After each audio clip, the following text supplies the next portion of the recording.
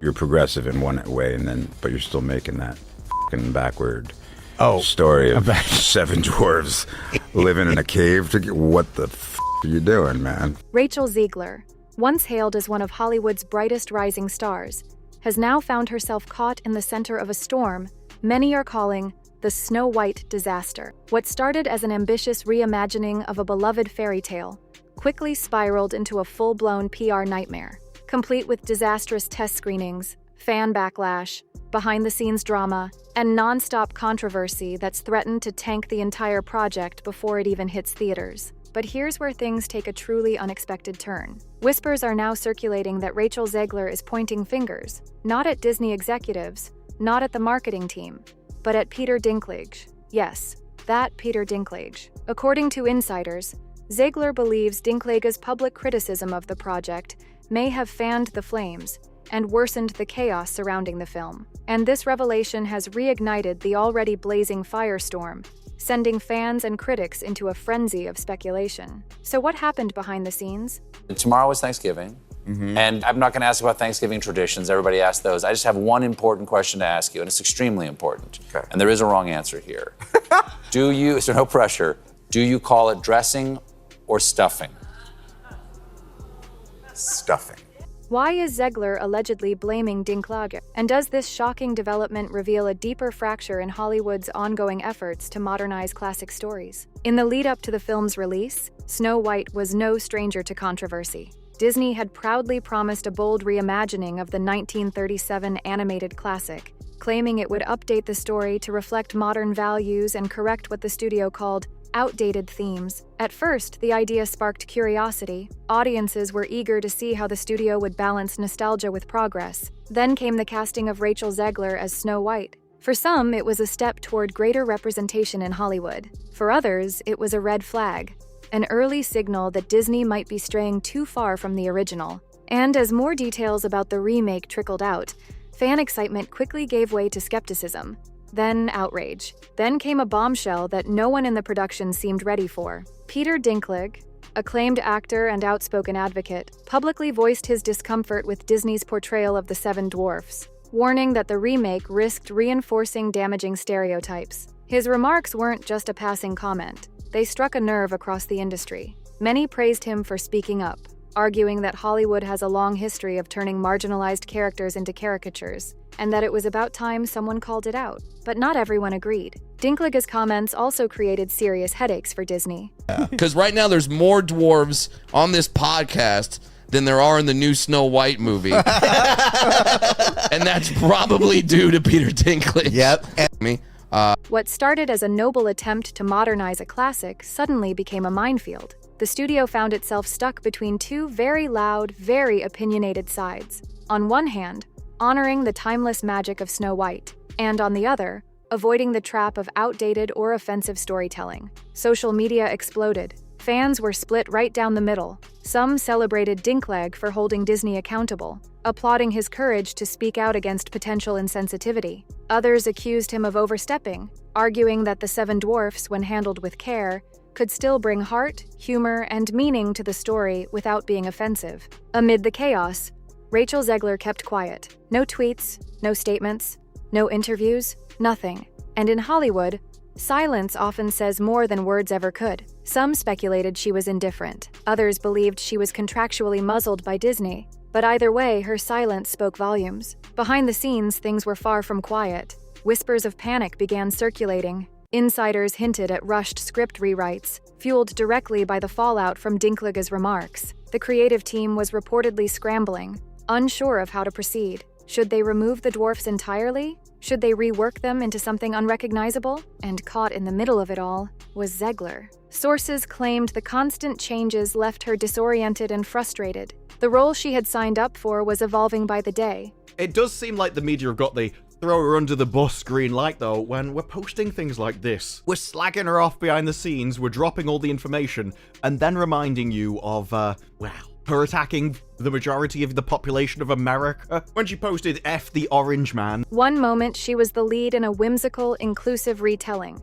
and the next she was navigating a fractured narrative that no longer seemed to have a clear direction. As production limped toward the finish line, things only got worse. Reports started leaking of disjointed editing, clashing creative visions, and a storyline that just didn't make sense. Early test screenings didn't inspire confidence either. Audiences walked away confused, calling the film tonally inconsistent and emotionally flat. Some scenes, they said, felt like they were preaching rather than storytelling. And for a tale as cherished as Snow White, that's a recipe for disaster. What was supposed to be a magical retelling now felt like a clumsy balancing act between nostalgia and activism. Behind the scenes, tensions were reportedly boiling over. Some creatives wanted to honor the original spirit of the 1937 classic, while others pushed for aggressive reinvention. And smack dab in the middle of this creative tug-of-war, Rachel Zegler. As the film's lead and public face, every misstep, whether hers or not, started falling squarely on her shoulders. Her name was everywhere in internal discussions and media leaks. If there was a problem, somehow Zegler was tied to it. Then came the whispers, and they weren't pretty. Online rumors claimed Zegler was fed up, frustrated with the changes, the backlash, the chaos. Some alleged she had lashed out on set, while others insisted she was trying to clean up the damage before things spiraled out of control. One bizarre story even floated the idea of legal trouble. You see yourself as the evil queen. You are not evil. You are not evil. You're a queen, but you're not evil. What was it like seeing yourself as the evil queen for the first time? We did not see the clip. Something about a confrontation during filming. No hard evidence ever surfaced, but that didn't stop the internet from running wild with speculation. The damage was done. Disney, sensing the downward spiral, scrambled to course correct. PR campaigns were launched. Talking points were tweaked. But every attempt to shift the narrative only added fuel to the fire. Longtime Disney defenders began turning their backs, calling the film a hollow, misguided attempt at modern relevance. And critics? They pounced. For them, Snow White had become the poster child for what happens when corporate storytelling gets lost in its own message. As the release date crept closer, the film staggered forward, dragging behind it a mountain of bad press and unanswered questions. And through it all, one voice from the past continued to echo: Peter Dinklage. Though his comments had been made long before the film was finished, they still loomed large over the conversation. For many, Dinklage had done something brave, shining a light on outdated tropes and demanding better from a company as powerful as Disney. But others saw it differently. They argued that his criticism, though well-intentioned, had set off a chain reaction that ended up sabotaging the entire creative vision. What was supposed to be a bold reimagining had turned into a confused, compromised mess. And right at the center of the storm? Rachel Zegler. She was the face of the film, the lead actress, the media darling turned lightning rod. Whether fair or not, the blame kept landing squarely on her.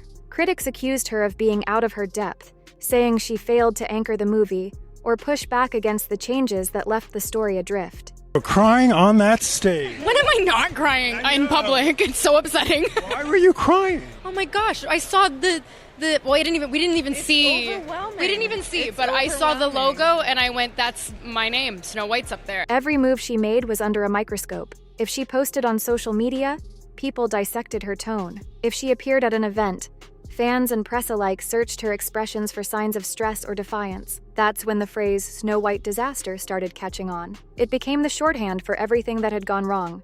The awkward rewrites, the divisive casting choices, the identity crisis of a film torn between nostalgia and activism. Suddenly, headlines everywhere were using it. Disney's Snow White disaster, what went wrong? Zegler caught in fairy tale nightmare. The narrative had been set, and it was relentless. Some fans clung to hope, insisting it was all overblown and that the final product might surprise everyone. But others had already given up, calling the project a lost cause. In online forums and social media threads, debates turned personal. Was this a failure of storytelling? A cautionary tale about corporate overreach? Or was Zegler simply the scapegoat in a bigger mess that no single actor could fix? Either way, the damage was done, and the movie hadn't even hit theaters yet. As the chaos continued to unfold, one question started bubbling to the surface. How was Disney going to clean this up?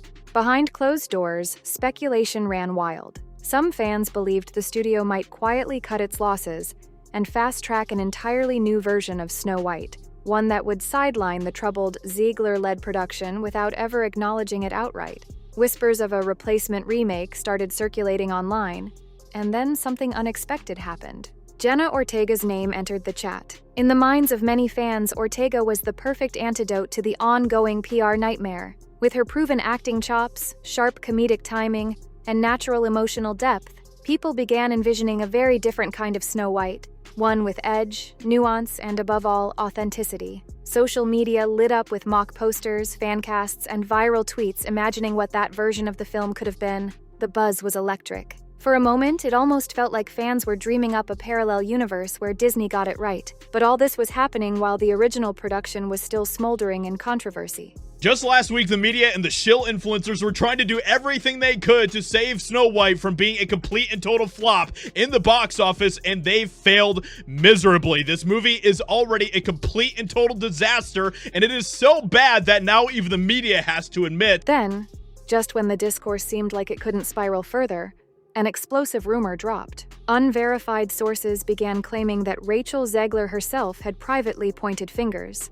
at none other than Peter Dinklage. According to the rumors, Zegler allegedly believed that Dinklage's public criticisms had triggered a domino effect, one that led to frantic rewrites, last-minute production shifts, and ultimately, a film that bore little resemblance to what she had originally signed up for. She reportedly confided to close associates that the fallout from Dinklage's comments forced the studio to overhaul major parts of the film's narrative, creating a tonal mess and leaving her own performance feeling inconsistent and out of sync with the final cut. Whether that frustration was ever spoken out loud by Zegler or just internet hearsay, it didn't matter.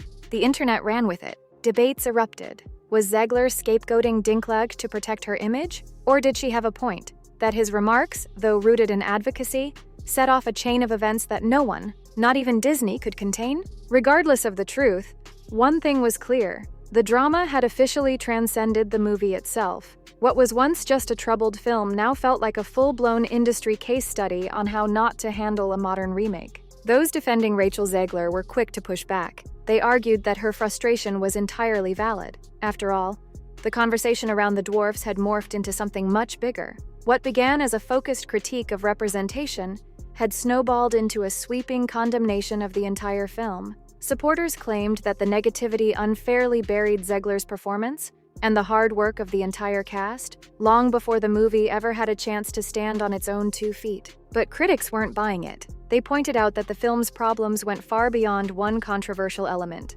Snow White reviews are in. Snow White, how shall we say? Data points are in, because we now know that it was a flop.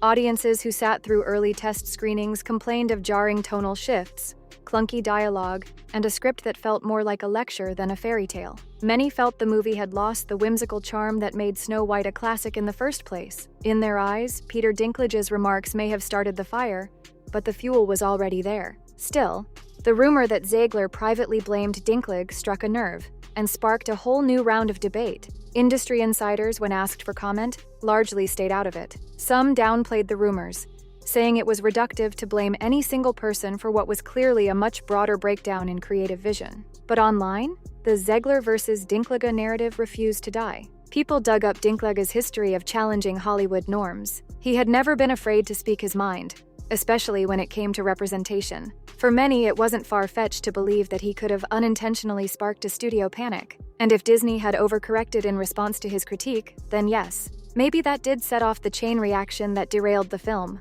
In that light, Zegler's alleged frustration didn't seem all that implausible. She was the lead in a sinking ship, and according to the rumor mill, she believed the first leak in the hull started with Dinklage's words. Whether true or not, that idea added yet another layer of drama to a production already weighed down by controversy. And it raised a chilling question. Was this just a PR disaster, or a full-blown creative implosion? When the film finally hit theaters, it arrived under a cloud so thick, it was almost impossible to see the movie for what it was. The weight of months, years, of controversy dragged behind it like an anchor. Oh my God, well, when you get to wear Sandy Powell, first of all, insane. And then you get to be lit by Mandy Walker and Nadia Stacey designed your hair and makeup. It's like the most incredible thing in the world. And then all of a sudden you open your eyes and you watch the playback, which I never do. And sure enough, the reviews reflected every bit of that baggage. Critics were quick to point out what test audiences had already seen coming. The story felt fractured, torn between two worlds. On one hand, there were scenes dripping with nostalgia, trying desperately to recapture the magic of the original. On the other, there were jarring attempts at modernization that felt clunky, forced, and painfully out of sync. It was as if the film couldn't decide what it wanted to be, or who it was even for. Then came the dwarfs. Their portrayal, or in some cases lack thereof, sparked immediate confusion. In the final cut, they appeared so reworked, so unrecognizable, that fans were left wondering whether the filmmakers had tried to erase them altogether, or just couldn't settle on how to include them without stirring more backlash. It was clear the studio had bent under the pressure, but whether they bent too far or not far enough was anyone's guess. As for Rachel Zegler, reactions to her performance were just as divided as the film itself. Some applauded her for doing the best she could with a messy, directionless script. Others claimed she had been miscast from the beginning, arguing that her energy never quite matched the tone of the character or the fractured vision of the film around her. Either way, she became the focal point for the film's reception, praised, criticized, and endlessly scrutinized. Meanwhile, Peter Dinklage said nothing. His silence was deafening. The man who had ignited a firestorm with just a few pointed comments was suddenly nowhere to be found in the conversation. Was it a strategic retreat, a silent protest, or simply respect for a cast and crew now dealing with the fallout? His absence only added fuel to the fire. Fans and critics alike began poring over Zegler's post-release interviews and social media posts, dissecting every word. Snow White, the toe-curlingly terrible live-action remake, has bombed so hard at the box office that even Paul Tassi had to admit it. It got $43 million, and there are very few ways to spin that. When she mentioned creative misalignments, people speculated. Was that a jab at Dinklage? Or was she pointing the finger at Disney's top brass? Was she trying to clear her name? Or subtly call out the forces that derailed the project? No one could say for sure.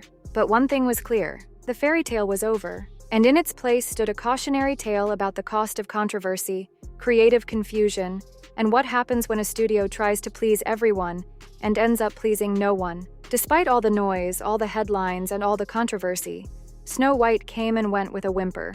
Yes, it sparked a brief wave of social media buzz. Yes, there were hot takes, memes, and fiery debates. But at the end of the day, the film failed to deliver the kind of critical acclaim or box office success Disney was banking on. And in Hollywood, where perception is everything, that kind of failure speaks volumes. Behind the scenes, the verdict was just as grim. Word spread quickly that the production had been a creative battlefield, too many voices pulling the story in opposite directions. Industry insiders began pointing fingers not at individuals, but at a process gone off the rails. The consensus, if Disney had taken a more measured approach, one that blended the heart of the original tale with thoughtful, not reactionary updates, the outcome could have been very different. Instead, once Peter Dinklage's viral critique made headlines, the studio seemed to shift into panic mode, scrambling to prove its progressive bona fides, rewriting and reworking the story in real time. That reaction, many now argue, was the moment the project slipped beyond saving.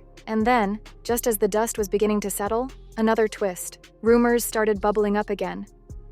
Like, it was a really, really, really bad flop. Now, things I do for you guys. I went to Snow White over the weekend. I took my kids.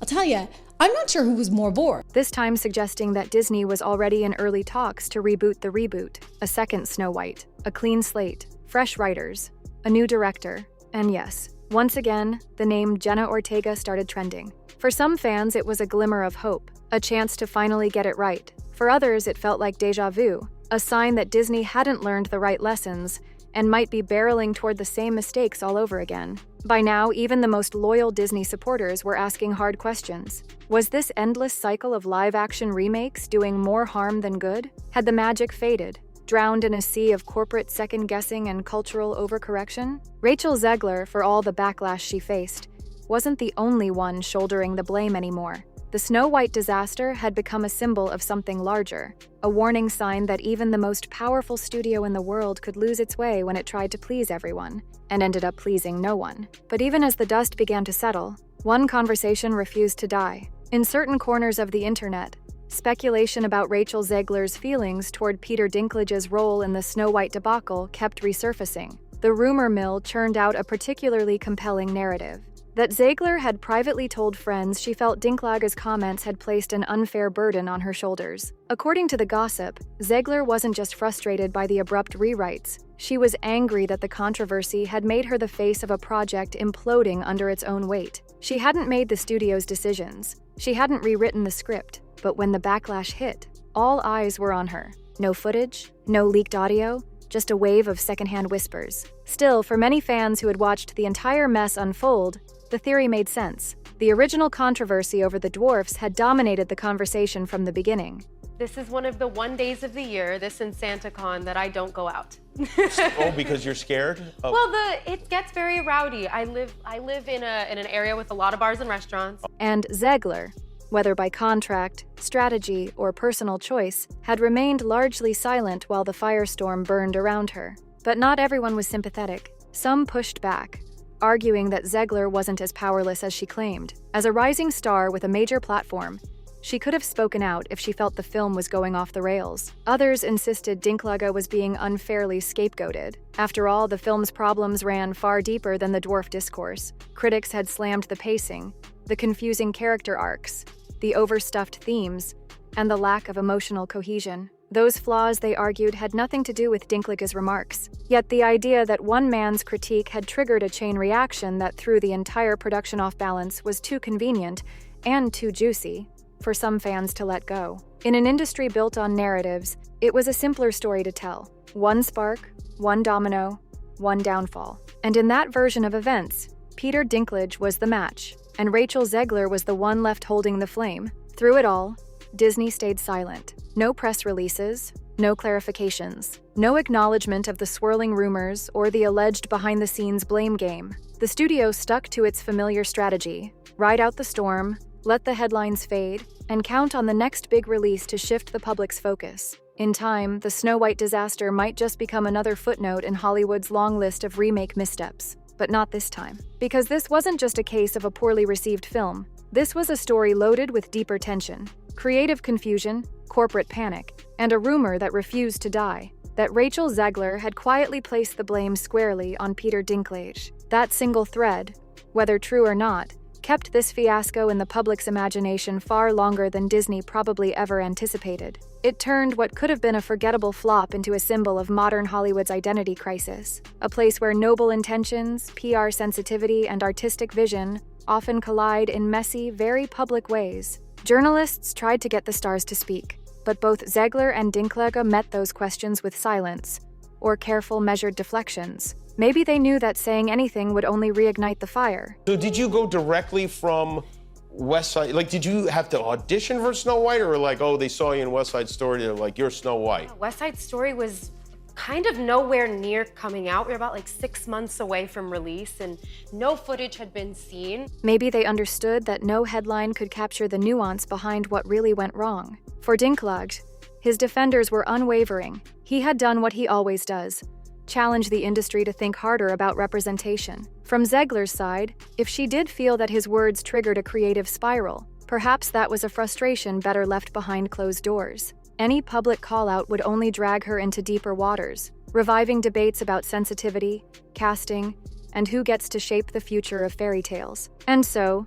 the silence spoke volumes, because sometimes in Hollywood it's not the movie itself that people remember, it's the drama behind the curtain. As the dust finally settled and Snow White faded from the daily headlines, its story didn't disappear. It simply changed form. It lived on in Reddit threads, fan forums, and whispered conversations among film buffs. The tale of how it all went wrong became more than just a failed remake. It became a case study, a symbol of Hollywood's ongoing identity crisis, a reflection of the tension between modern values and timeless stories, between representation and reinvention, between intention and execution. The alleged rift between Rachel Zegler and Peter Dinklage became more than just gossip. It became emblematic of what can go wrong when too many priorities collide. Even those who admired the film's ambition couldn't deny that it had buckled under the weight of too many agendas, too many last-minute pivots, and too much fear about how every choice might be received. And as new Disney projects began to roll out,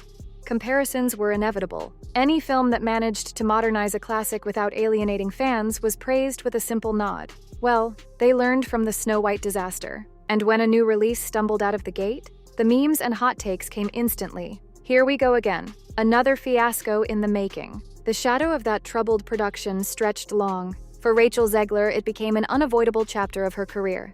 This thing was a disaster. It only made $43 million at the box office, which is really bad for a movie like this.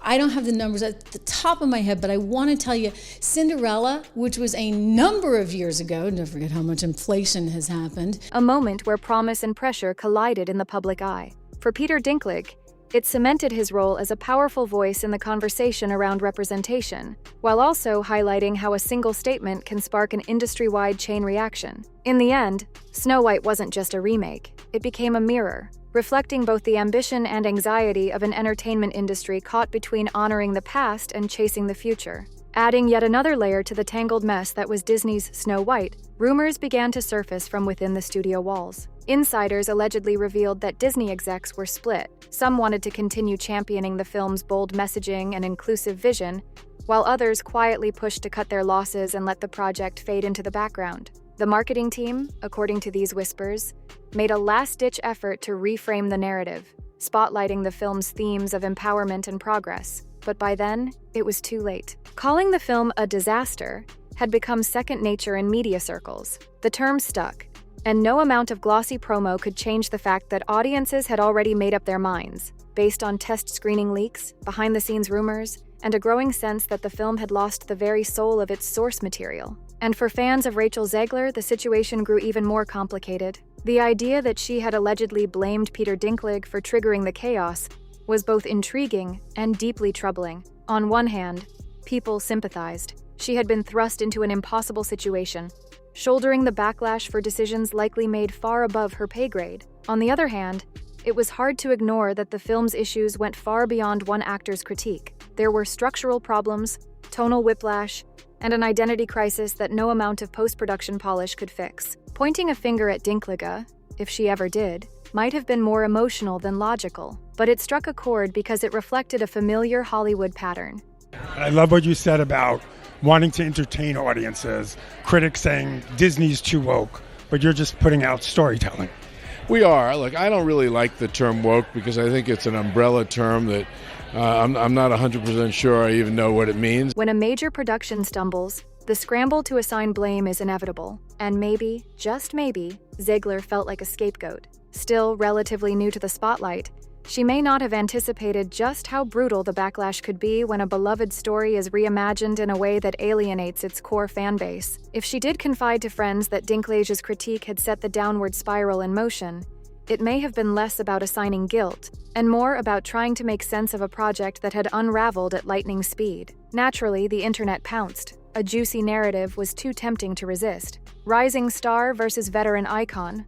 Who really sank Snow White? The drama practically wrote itself. Meanwhile, Peter Dinklage continued on, largely unbothered. He kept promoting new projects, reflecting on his body of work, and occasionally giving interviews about the evolution of storytelling in Hollywood. If asked about Snow White, he offered vague, diplomatic answers, acknowledging the importance of nuance without reigniting the flame. Whether he even knew about Zegler's rumored frustration is anyone's guess. Maybe it never crossed his radar, or maybe he heard it and chose, wisely, to let it go. Either way, his silence gave the rumor even more staying power. But perhaps the most lasting impact of the Snow White fiasco wasn't the fallout between its stars. It was what the failure revealed about Disney's entire live-action strategy. For years, the studio had relied on remakes, polished reboots of childhood favorites, dressed up with modern messaging and star power. And while some were box office hits, many were criticized as hollow or unnecessary. But Snow White? That was sacred ground. Disney's first animated feature, the film that launched the empire. Tampering with that kind of legacy? It wasn't just risky, it was volatile. And when Peter Dinklage raised questions about how the dwarfs would be portrayed, the studio flinched. It scrambled. It second-guessed itself. And in that scramble, the story lost its focus. The tone shifted. The characters became inconsistent, and the result was a film that didn't feel bold or magical. You know, the original cartoon came out in 1937, and very evidently so. There's a big focus on her love story with a guy who literally stalks her. Yeah. Weird. It felt confused. The lesson? Modernizing a classic isn't just about checking the right boxes. It's about understanding the heart of the story, and knowing how to evolve without erasing what made it timeless in the first place. When fans took to online forums to dissect the Snow White fiasco, one debate kept resurfacing. Were Peter Dinklage's concerns justified? And if so, why hadn't Disney seen this coming? Some praised Dinklage for spotlighting an issue that could have easily been overlooked. Others questioned why Disney, with all its resources and experience, wasn't better prepared to address the criticism proactively, rather than scrambling mid-production.